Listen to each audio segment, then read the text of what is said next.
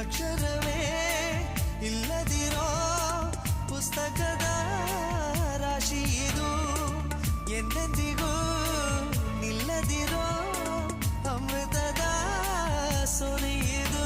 ಎದೆಗೂಡಿನ ಕಾಜಾನವೇ ಒಲವೇ ಗುಟುಕು ನಿನಗೆ. ಮುದ್ದು ಮನಸ್ಸೇ ಎದ್ದು ಮನಸ್ಸೇ ಬುದ್ಧಿ ಇಲ್ಲದ ಮನಸ್ಸೇ, ಸದ್ದು ಮಾಡದೆ ಸುದ್ದಿ ಮಾಡಿದೆ ಪ್ರೀತಿ ಬಂದಿದೆ ವಯಸ್ಸೇ.